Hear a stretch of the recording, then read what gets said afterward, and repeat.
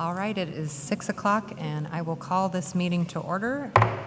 If everyone would rise with me while we stand for the Pledge of Allegiance. I pledge allegiance to the flag of the United States of America and to the republic for which it stands, one nation, under God, indivisible, with liberty and justice for all.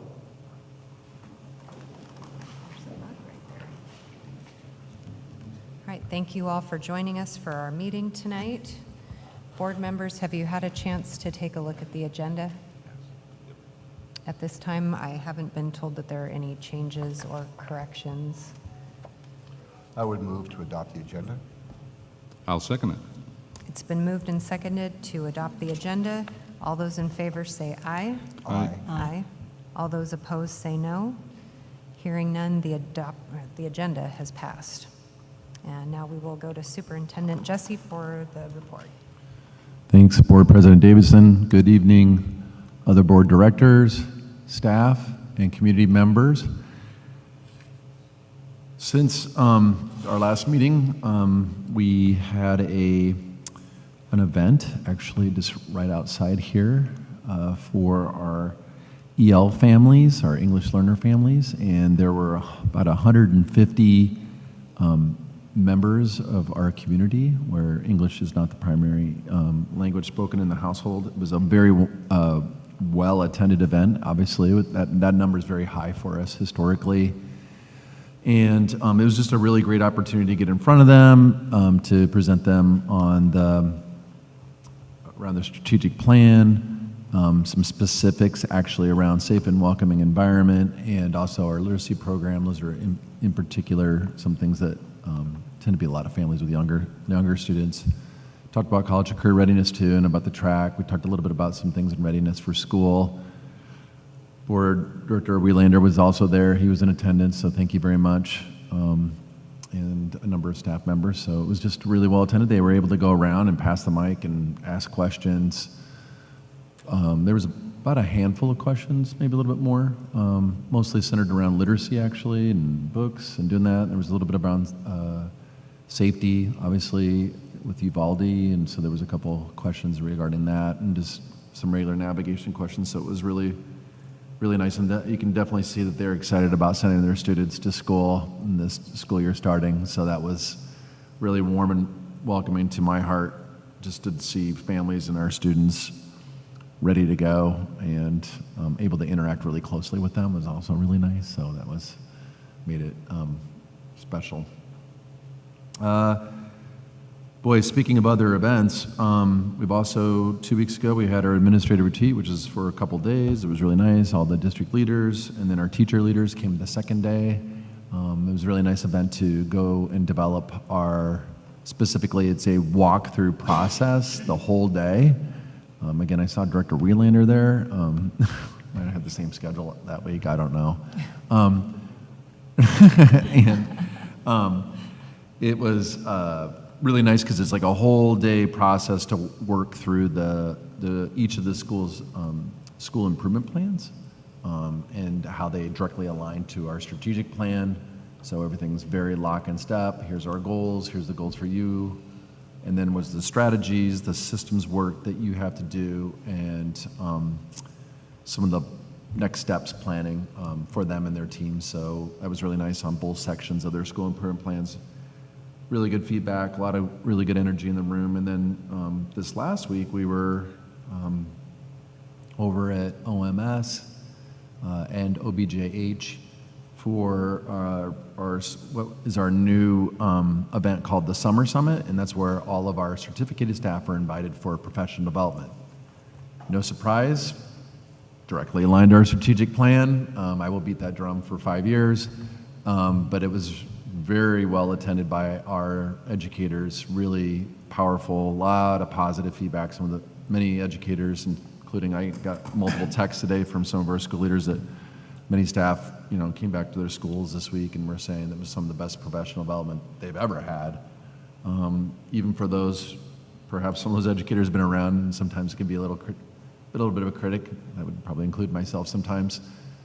they were like, wow, this is really informative for me, and now I feel like we have a direction and I know what to do, and I know what I have to do in my classroom or with my work with students. So that was really powerful. I mean, you know, you're talking, there was at least almost 250 educators in the room in our kickoff session. So all educators are in the same room, going over parts of the strategic plan and specifically some strategies that we're focused on, positive relationships, rigor and relevance, and also around some things for literacy. So those were the main themes for all staff, so that's K all the way through 12, and then we split out by secondary and elementary doing all of the work around literacy, and secondary about positive relationships, some basic classroom management, trauma, de-escalation strategies, really just trying to, how do you engage our students in learning? So a lot of things to kind of respond to both the strategic plan and also obviously coming off the pandemic. I know I've announced it to you, and we put a thing out to the community, continue to work on the pool, so things are moving forward. We've secured actually the supplies to actually do some of the plasterwork, so that's always a first step in this world nowadays right now. Just getting that, so work is, like I said, already begun, so we're really trying to, it's priority for us to get the pool fully repaired and ready to go, and so operational as soon as possible. As soon as I have a date that we can announce, we will put that out there through obviously our website and push that information as appropriate for us and for our community.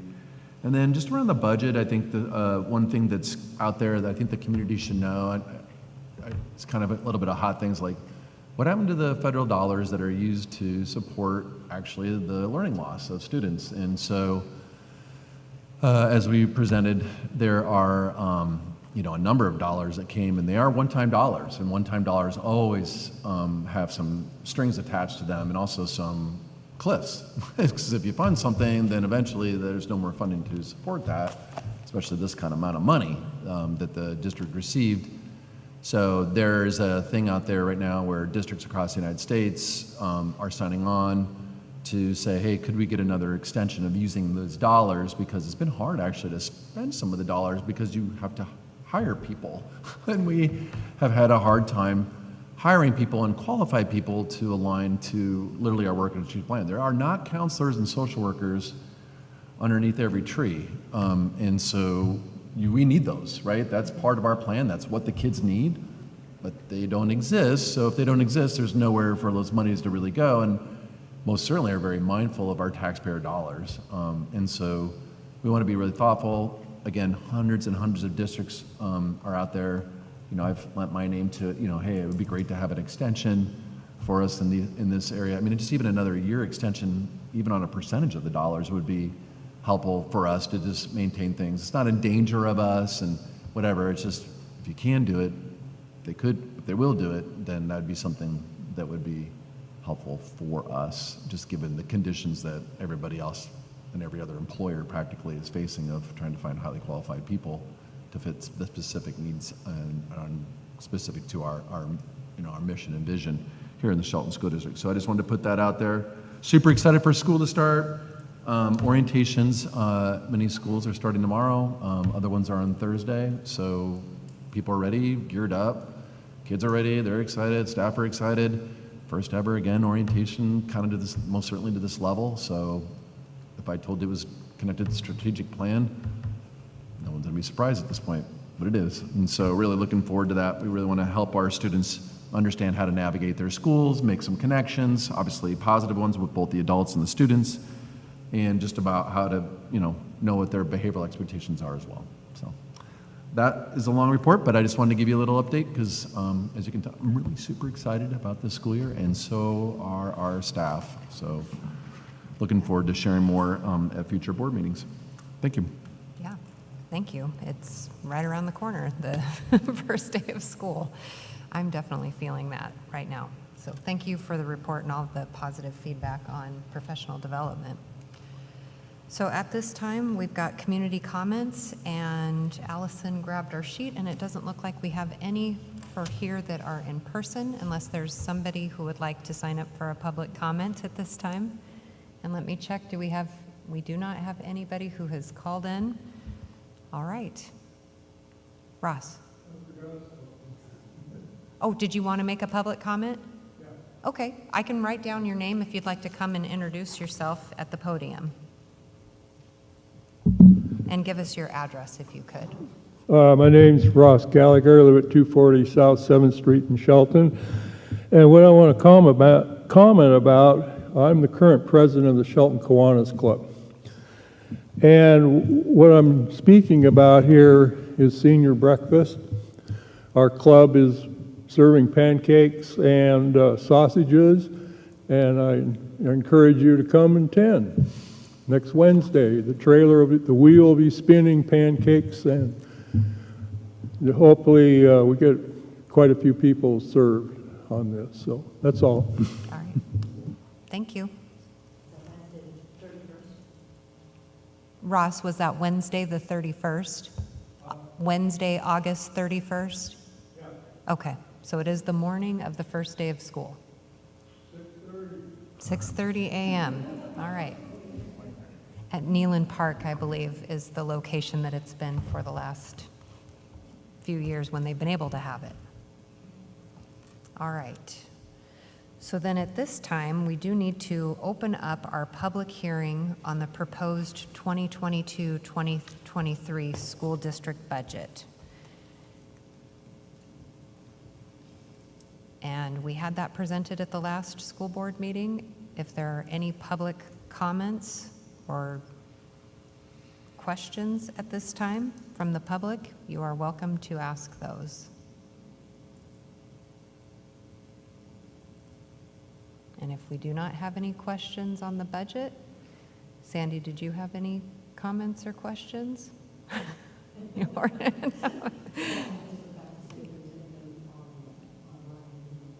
Yeah, it does not look like there is.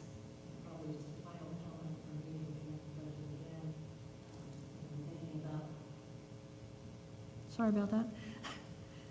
Just a final comment for me, looking at the budget and thinking about the legislative action to help fund the shortfall that they knew would be coming to all the school districts. You can really see how beneficial that was for our district, and I'm assuming just about everybody, and you know what that ending funding balance would have looked like without that money. So we're doing the best we can to try and work with what we have. So appreciate everybody's effort in putting that together. All right, if we do not have any more comments or any public comments, I will close this portion of the meeting. All right, we are moving on to reports and recognition. Oh, and we don't have anything there. So then we're moving on to consent agenda. We just have a few items under the consent agenda this evening. Is there a motion to? I would move to approve the consent agenda. I'll second that. It's been moved and seconded to approve the consent agenda. All those in favor say aye. Aye. All those opposed say no. Hearing none, the consent agenda has passed. Now we will go into discussion and action items. 8.01 is the proposed resolution number 22-03 adopting the 2022-23 school district budget. And this was what Brenda, oh, there you are. So I will let you go ahead and present. Thank you, President Davidson and Shelton School Board. This is a legal resolution written by our attorney of the way it has to be worded now to adopt the budget. I am hoping you will approve our 2022-23 budget this evening. If you have any questions, you can ask now. All right, are there any questions for Brenda? I think we've had a pretty thorough presentation. Yeah, it's been written up by the attorney, so if there is a motion, we will pass our budget for next year. Move to approve the 2022-23 budget. I'll second. It's been moved and seconded to approve the 2022-2023 school district budget. All those in favor say aye. Aye. All those opposed say no. Hearing none, our 2022-2023 school budget has passed. Thank you very much. Thank you. All right, item 5.02, the proposed comprehensive school counseling program transition plan and adoption of resolution number 22-04 approving the plan. And Superintendent Jesse and Lisa Marcusson will be presenting this for us tonight. Yeah, probably a better idea. Good evening, board directors, community members, and staff. So I first just want to do an introduction, a formal introduction for Lisa Marcusson, who's right here. Lisa is our new director of student wellness. That's been a central part of our safe and welcoming environment, and it's really great to have her come on board.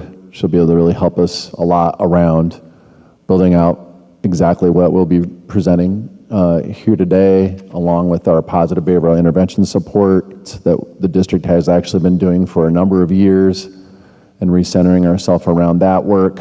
It's in each of our school improvement plans. And then also key to that is going to be around wraparound supports. So Lisa will be helping us really work with our community agencies that are out there here within Mason County. Could also involve probably some of our other surrounding counties as well, as we all work together around basic needs and supports. So some of that will center around mental health support, but it also be basic needs such as dental, medical, housing, food, obviously. Some of the will also involve just like community connections for folks, so that we can really support and make those resources available to those professionals and those different community agencies that exist to support our families and ultimately our students, so that when our students walk through the door, they have less of those risk factors that are going on. I can tell you firsthand, when students don't have that kind of stability, they oftentimes show up tired. And when they are tired, it's hard to learn, it's hard to focus, and then behaviors often ensue. So having someone just like Lisa to really go out there, beat on doors, making connections, and then we can coordinate those services, and then we know which students and their families are getting those services and who is not.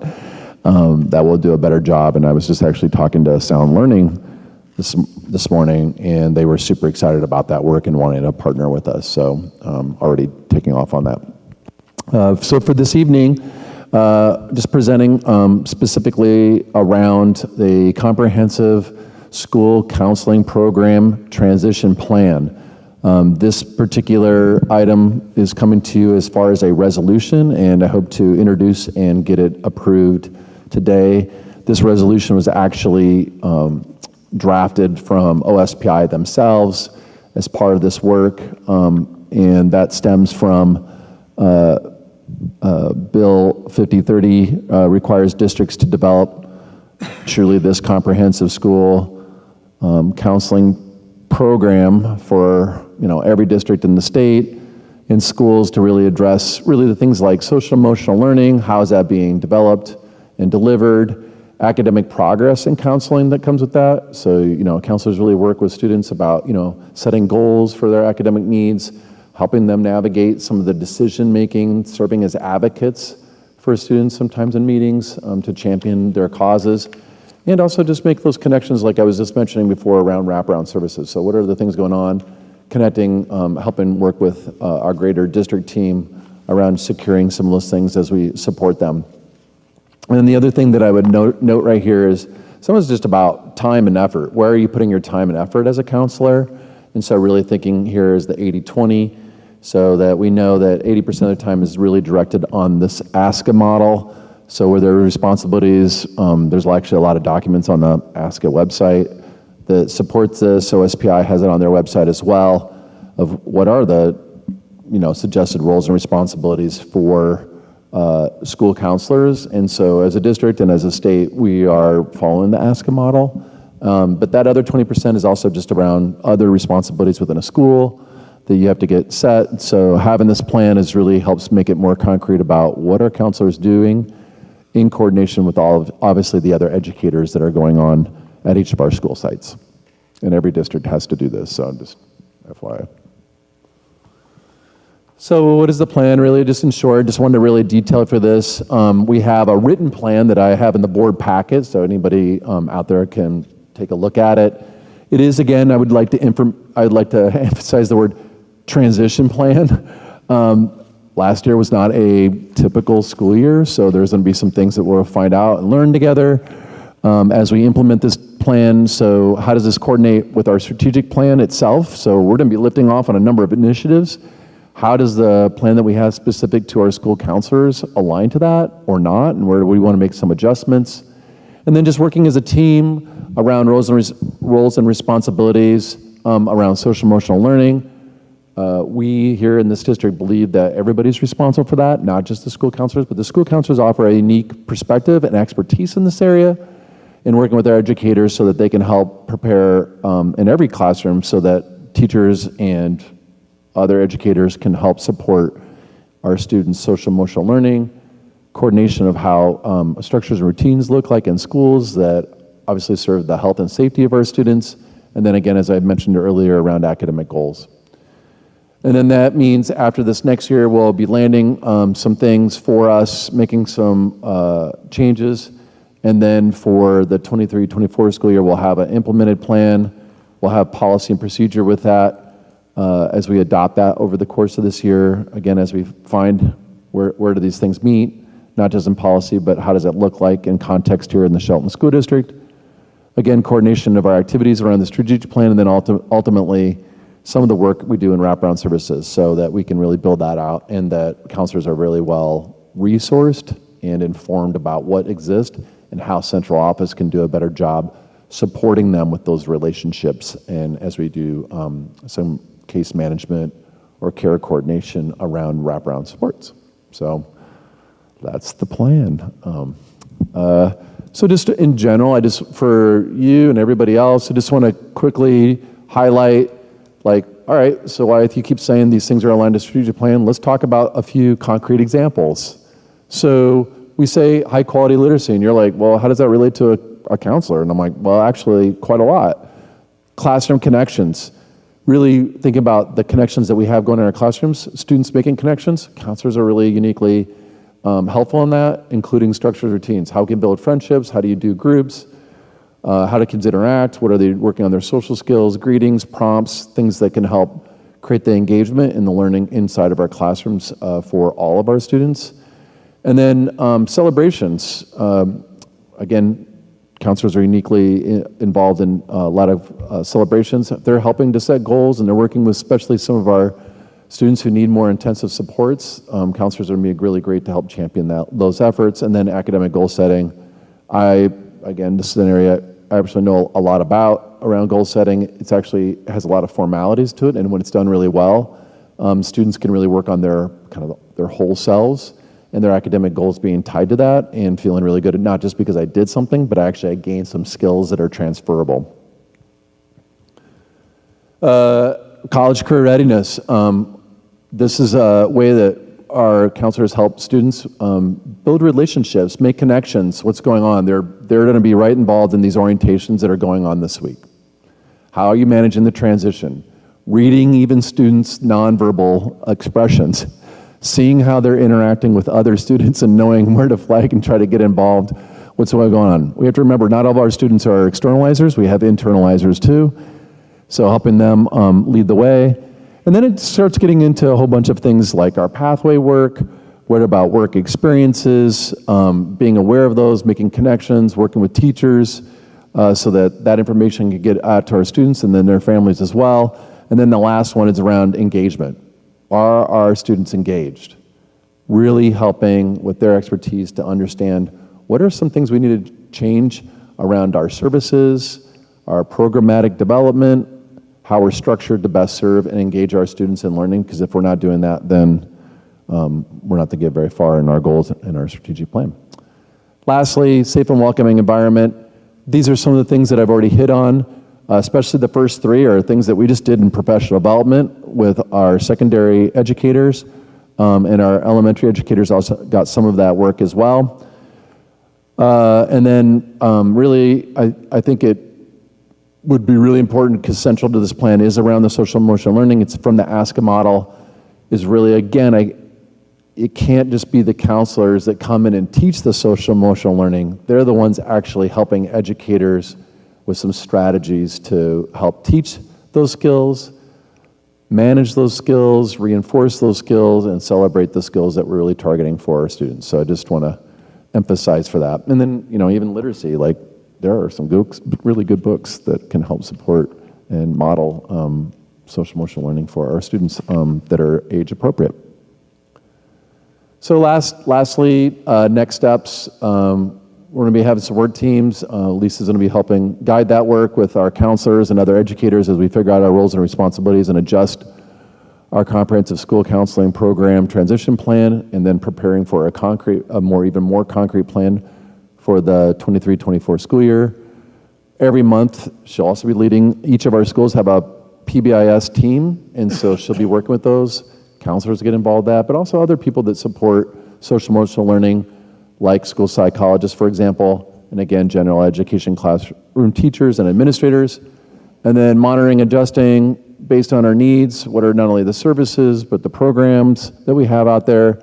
And then lastly, by the end of this school year, we'll have a policy and procedure to present for ultimately presentation to the school board and hopefully approval so that we're ready for the 23-24 school year. So with that, I'll take questions. All right, thank you. Does anybody have any questions at this time after reading through it in the board packet as well as?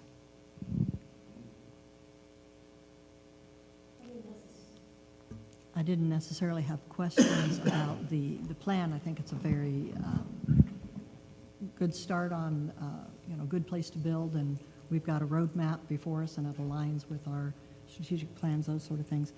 My only question was kind of in the public purview.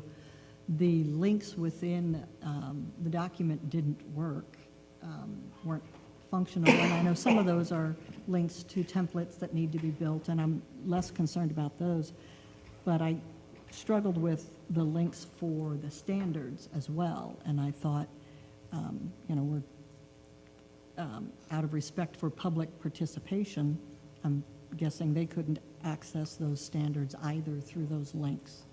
And so it doesn't seem like it's something that we have to pass before the end of this month, just that we do it soon.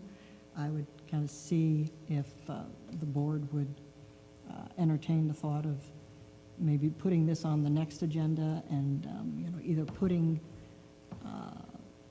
fixing whatever is in the links that might need to fix, or putting those standards as documents where the public can have a chance to look at those before we would pass it. So in my career, Director Tarswell, when we present documents to the board, they don't oftentimes have direct live links. We wait till we post it up on the, specifically, because I don't want to link that into a Google Doc that has inside trails into some of our working documents. So they're just holders in that document, so that it'll have live. When it goes live, which will be if we pass it today, we'll go live literally within this next month up on our website, so that I can post it. But just to be clear, today, if we don't pass that, we would not be in accordance with this particular bill for 50-30. It is 50-30. Just thinking from the public perspective, I mean, how would they have had a chance to provide comment on this particular item? It's on our agenda if they haven't had a chance to gather all the facts. That was my only concern with the with those links not functioning. Which I guess I understand, but we don't have anyone here asking that question themselves that may have looked at this and felt like they don't have that answered, unless you had somebody contact you and say that they're concerned that they didn't have a chance to read through this. I haven't had anybody take a look at what had been put out there to have a question about this, and it sounds like we need to pass something, and it is a plan that's being built. So this is in order to be, like, there's a time frame for this. This has to be in place for our school year. Is that Correct. correct at Yep. this time? Yep. I don't want to misunderstand what it is that we're trying to do. These standards, so we're looking at like the student standards, this, just the different things that are listed in here. Correct. Are those things that somebody can go out and do a Google search for, and they would be able to find that somewhere out on the internet because it's a standard that's put out there by OSB? They're just friendly. They're not unique to the Shelton School They're not- District. it's They're not something not that the Shelton substantive School- to specifically anything that's going to change our plan. They're actually national standards, the ASCA standards, that they are on their website, and we were just being kindly in linking them into the document so that in turn, when it does post, it will have a live link to the ASCA standards, and it will direct you to the ASCA standards on their website so that people can link into them.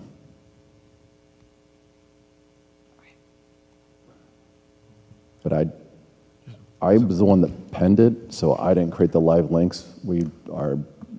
I was the one that did it. So as I understand, this is a transition plan of how we're going to implement the 5330, am I correct? For the nutshell. Yeah, it's a transition plan. Actually, our counselors have been coming together and they helped put together some of the details for it. Obviously, as Director Tarswell was mentioning, the dovetail into the strategic plan is part of that work, which is still in action. So I can't say that it's going to have some things to it. That's why it's transitional now for every district. And for us, I think the specific thing is that the Shelton School District has a new strategic plan, and we would want to further dovetail some of those details as they link into it. Thank you. Mm-hmm.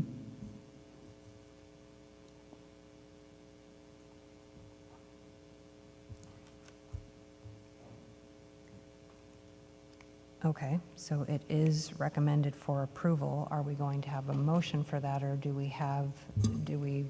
I mean, for me, I don't have an issue with this. These are the standards that were not written by the Shelton School District. They are just national standards, or the Washington State SEL standards, so they're Washington State standards.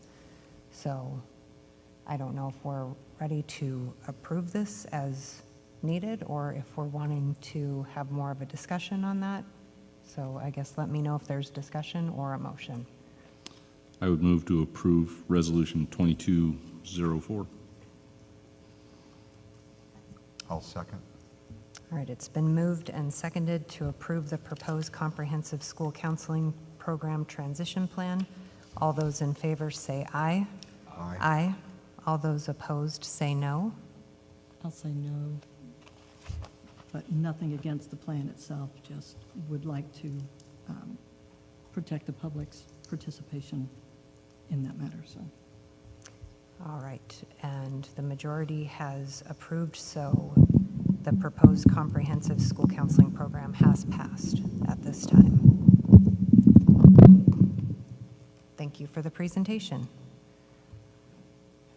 All right, 8.03 is the proposed awarding of the 2022-2023 fuel bid.